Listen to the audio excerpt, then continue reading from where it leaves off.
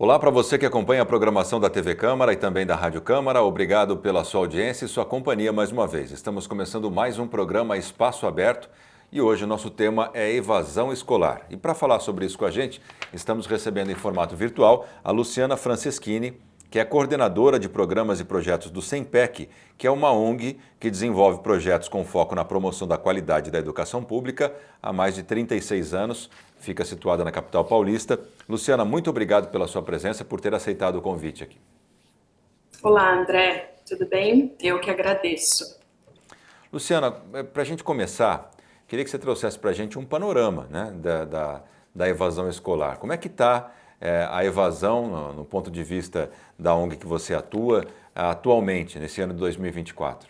Então, André, a evasão escolar, acho que é importante voltar numa questão que o grande fenômeno, o problema é a exclusão escolar, né? E a exclusão escolar compreende tanto a evasão quanto o abandono escolar. Muitas vezes esses são usados como sinônimos, né? Mas o abandono é quando o estudante ele sai temporariamente da escola, ele abandona por um período, quer dizer, ele se torna infrequente, e a evasão é quando ele de fato não retorna, ele não efetiva a matrícula no ano seguinte, né? Então, casos de abandono podem gerar a evasão escolar. A evasão escolar, a exclusão escolar no nosso país é um problema de proporções grandes, né? É um problema que ele não está só circunscrito à escola, mas ele também ele está intimamente relacionado com as desigualdades educacionais do nosso país. Então ele é multifatorial, né? São muitos aspectos da nossa sociedade que interferem e influenciam nesse cenário de exclusão que é bastante preocupante. É até um dado interessante que eu tenho aqui, mostra um pouquinho que a educação ela se tornou um privilégio, ou que é algo totalmente oposto do que a gente se espera de uma sociedade, né? Até porque é a base de tudo, né? Mas um número que foi levantado aqui, se eu não me engano pelo PNAD agora de 2021, é que 9 milhões de jovens entre 14 e 29 anos não completaram o ensino médio, né? Então isso realmente mostra que é um privilégio mesmo a educação. Muita gente fora da escola, nesse caso de exclusão que você falou. Você trouxe que são vários fatores, né? Ficaríamos aqui um dia falando sobre isso. Mas os principais, no seu ponto de vista, quais são os principais fatores que fazem com que os jovens aí entre 14 e 29 anos estejam fora das escolas? Então, segundo a própria PNAD, eles destacam dos principais motivos. Então, por exemplo, a necessidade de trabalhar para ajudar a família. 60% desses estudantes, eles provêm de famílias com baixa renda. 60%, 6 em cada 10, provém de famílias com até 1,5 salário mínimo. Então, é um recorte bastante expressivo. São estudantes mais vulneráveis que precisam trabalhar para ajudar em casa. Um outro fator é a gravidez precoce. Então, se a gente analisar esse fenômeno por um recorte de gênero agora, a gente verifica que das adolescentes, das meninas, né, que estão fora da escola, quase 30% são mães. Então, é um fator bastante importante para a gente entender esse estudante que evade, né?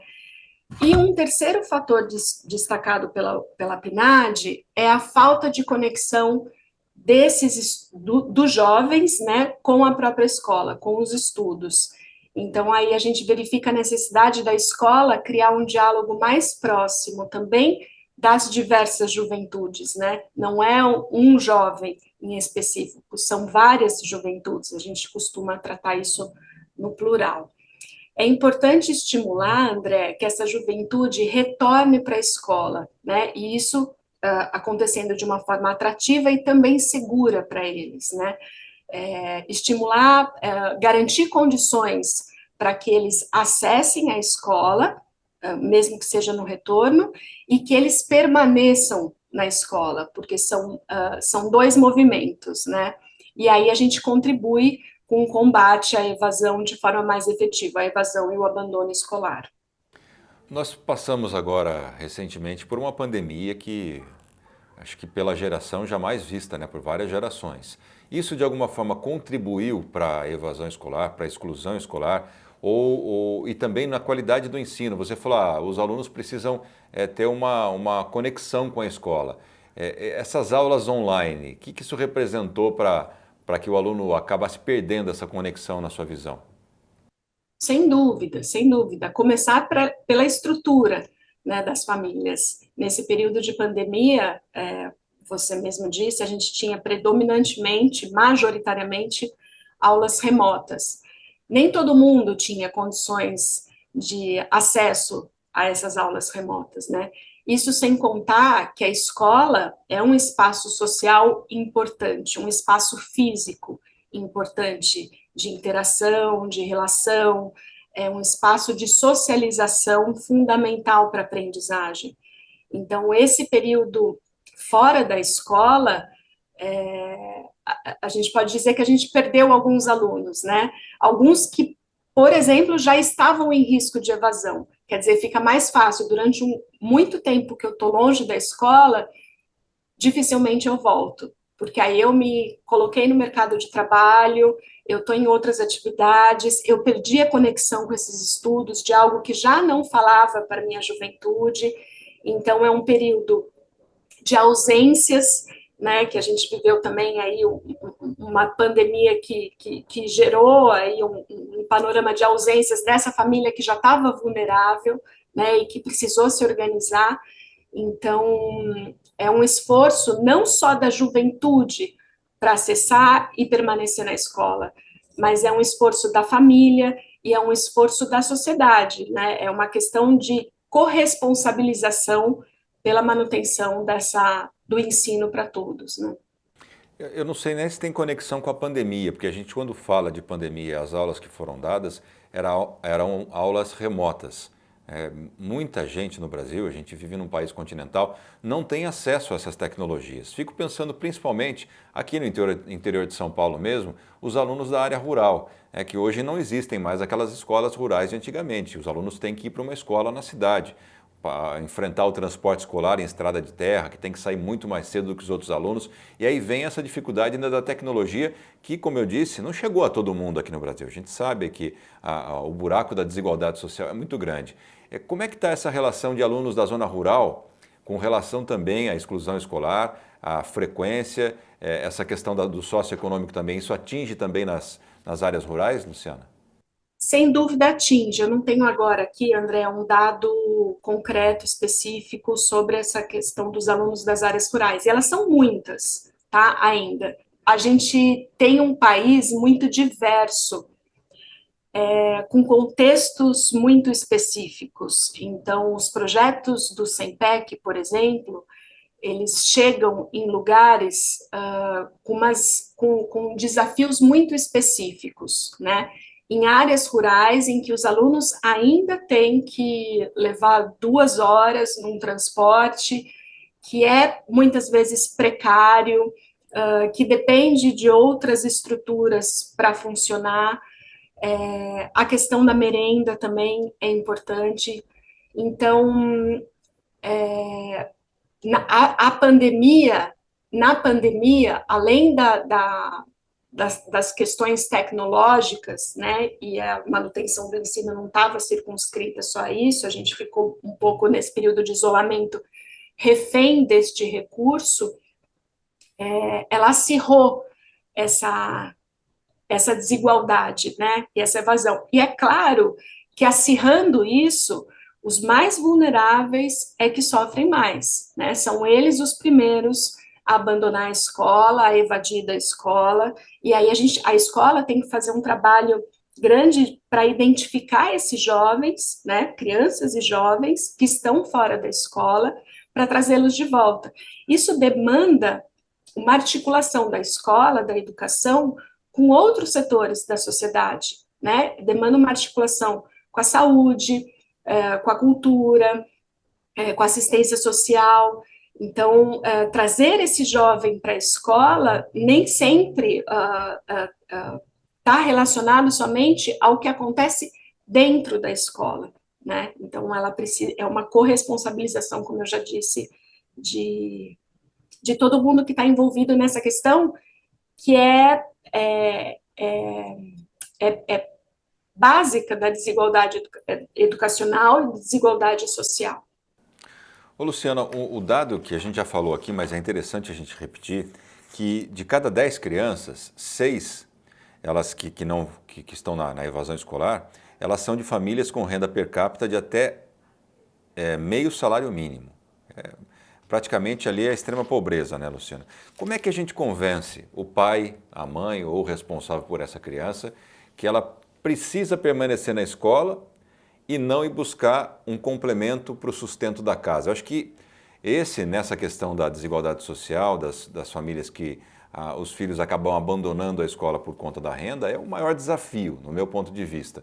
Como é que dá para fazer isso? Tem alguma fórmula, algum caminho a seguir, Luciana, no seu ponto de vista? A gente não tem uma fórmula, infelizmente, André, mas não se trata apenas de um convencimento dos pais, da família, para que esse aluno volte, retorne à escola, né? Todos os pais querem, de certa forma, que seus filhos estudem, porque a educação ainda é a promessa de um futuro melhor, de um futuro mais digno, né? De um investimento profissional. Esse é o caminho. Então, todo mundo quer. O que a gente precisa também é apoiar essa família, né? É entender que este problema de evasão ele está relacionado a outras questões, como a gente já disse anteriormente, né? Quando a gente observa, por exemplo, você traz esse dado, quando a gente observa esse dado com recorte de cor e raça, por que eu estou trazendo isso? A evasão, ela tem classe, então ela atinge os mais pobres, ela tem cor, ela atinge os pretos, pardos, indígenas, e ela afeta principalmente quem já viveu uma situação mais vulnerável, né? Então, quando a gente analisa sobre esse recorte de cor e raça, a gente verifica, isso é um dado de 2023, que a taxa de frequência escolar no ensino médio das pessoas pretas ou pardas era de 71,5%, contra 80,5% das pessoas brancas. Quer dizer, quem está fora da escola, grande parte de quem está fora da escola, são os mais vulneráveis, são os mais pobres, são os pretos, pardos e indígenas. Então, a gente precisa de políticas que olhem para isso também. Bom, era essa a pergunta que eu ia fazer agora, Luciana. Como é que estão as políticas públicas para tentar reverter isso? Como você falou, né? Não adianta só convencer o pai e a mãe, e que é praticamente uma missão impossível, tem que ter incentivo. Recentemente, o governo federal lançou um programa que se chama Pé de Meia, que dá um subsídio ali para a criança permanecer no banco escolar. Na sua visão, isso vai ajudar? Ainda é pouco? Fala um pouquinho para a gente, na visão do SEMPEC, quais são as políticas públicas hoje e se elas são suficientes? Então, a política pé de meia, ela foi desenhada de forma bem fundamentada, né? A gente observou esses critérios e aspectos para que o repasse, o pagamento aos estudantes seja efetivo e apresente de fato bons resultados, mas é importante falar, André, que nenhuma iniciativa pode atuar de forma isolada, né? Ela tem que estar associada, alinhada com outras medidas, outras ações, outras políticas. Ela precisa ser monitorada, né? E a gente precisa observar esses resultados e avaliar esses resultados, né? Então, ao longo do tempo, olhar para isso de forma bastante cuidadosa, né? Verificar eventuais ajustes dessa política, e isso vai ser necessário, para garantir de fato que esses objetivos sejam alcançados, né? Que a gente tenha um número de estudantes de volta para a escola, né? Bom, como eu disse, ela precisa estar articulada com outras, né? Que contemplem estas questões sociais que estão associadas à evasão. Então, políticas que também olhem para o currículo, para a realidade e necessidade dessas novas juventudes, para a infraestrutura das escolas, para a formação dos professores e para a valorização dos professores. Então, a articulação de todas elas promete um alcance desses objetivos maior, né? Então, é uma política que tem um desenho bem fundamentado, mas que precisa estar articulado com outras medidas para que a gente atinja esses objetivos de fato. Luciana, para até complementar o que você falou aí, uma das coisas que você citou é o currículo, né? E você já falou logo no começo que a escola tem que ser atrativa. Você, na sua visão, hoje, o modelo que é oferecido de ensino, ele é atrativo? Dá para a gente, inclusive, colocar no mesmo bolo ali crianças essas que vivem com uma renda de até meio salário mínimo per capita, daquelas outras que têm um pouco mais de condição, elas conseguem absorver da mesma forma, né? O currículo hoje, ele é atrativo para essas crianças ou isso também precisa ser revisto no Brasil para complementar, por exemplo, o pé de meia, né? Porque às vezes você coloca a criança, tá, ela vai ficar lá, como tem muitas que frequentam a escola, por exemplo, aqui em Bauru e na região mesmo, muitas crianças vão até a escola para comer, por conta da merenda, ficam lá. Mas será que elas aprendem? Elas absorvem aquilo lá que está sendo aplicado e elas saem capacitadas depois de cumprir o seu currículo escolar? Qual a sua visão sobre isso? Então, uma política atual agora é de educação integral, né? É uma oportunidade para a gente olhar novamente para esse currículo, né? A aprendizagem acontece dentro da escola, acontece no entorno da escola e acontece fora da escola, né? Preparar esse estudante, como eu disse, é uma responsabilidade de todo mundo. Dentro da escola, ele tem um currículo, né, tem um método específico para garantir essa aprendizagem, mas ela acontece num macro, né, num lugar mais amplo. A política de educação integral, acho que ela soma com isso, né, e ela oportuniza talvez uma revisão desse currículo, né, no sentido de estimular e favorecer o diálogo da escola com o território. A concepção de educação integral diz principalmente sobre isso, né? Então, como a gente falou, a gente tem diversas realidades, né? É um país que tem uma diversidade muito grande.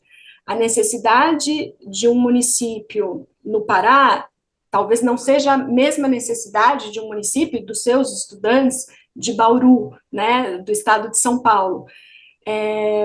E aí a gente precisa olhar com um olhar bastante personalizado para as demandas daquele contexto, né?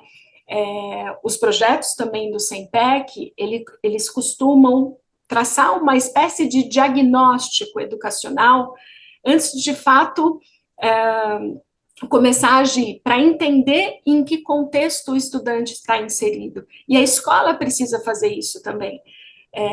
A escola, para trazer esses alunos de volta, ela precisa entender que aluno que ela tem lá dentro, né? Inclusive com ações preventivas. Como assim preventivas? Eu consigo mapear os alunos que estão em risco de evasão, que eles apresentam o mesmo comportamento de alunos que já evadiram.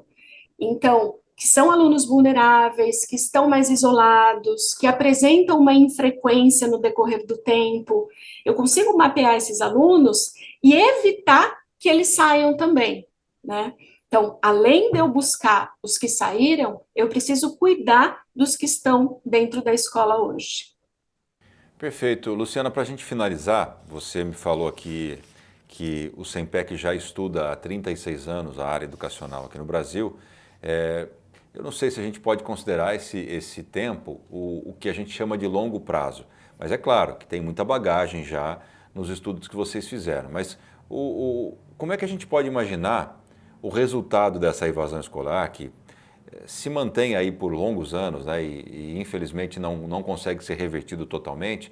O que isso representa para a sociedade brasileira, para as sociedades regionais, como você falou, cada região ali tem a sua peculiaridade, mas no geral, o que isso representa a longo prazo como resultado, claro que negativo, para uma sociedade, Luciana? Eu acho que desperta, no mínimo, um desafio que a gente tem de continuidade das boas políticas públicas, né? A gente há bastante tempo trabalha pela qualidade da educação pública e a gente vem acompanhando uma ruptura de boas políticas públicas, né, que apresentam bons resultados, que merecem, carecem de maior investimento. Então, eu acho que a gente está aí, em breve, a gente vai viver um período também de eleições municipais, e é um período importante para essa reflexão, né? Para conscientizar a população das boas escolhas, né? Pela continuidade das boas políticas, né? Observar os resultados, né? Entender a dimensão dessas ações, né? Um programa que começa em um ano, num governo específico, e termina depois de 3 ou 4 anos, dificilmente ele vai apresentar resultados num longo prazo, né? Se ele for um programa avaliado de forma positiva e com a troca de uma gestão, dificilmente ele tem a continuidade. Então, a gente precisa estar atento a isso, tirando uma questão partidária, para uma soma de esforços de boas políticas educacionais, né? O SEMPEC, ele dialoga com estas boas políticas educacionais há bastante tempo, né? A gente também não atua isoladamente, a gente precisa estar alinhado a elas para, de fato, conversar com os municípios, ver uma efetividade dessas ações e, por conseguinte, desses resultados, né? Então, acho que é um período propício para a gente pensar na continuidade dessas boas políticas e no que, de fato, merece esse investimento. Muito bem, Luciana, quero agradecer demais sua participação com a gente, dividir aqui o conhecimento de todos esses anos de estudos. Muito obrigado e estamos sempre à disposição para divulgar os trabalhos de vocês aí, tá bom? A gente quem agradece, o SEMPEC está sempre disponível para contribuir com essas reflexões. Essa é a nossa causa, a gente está há bastante tempo trabalhando pela equidade da educação e pelo enfrentamento das desigualdades educacionais. Tá certo, Luciana. Obrigado pela participação e a você também que acompanhou essa entrevista, pela sua audiência e até a próxima.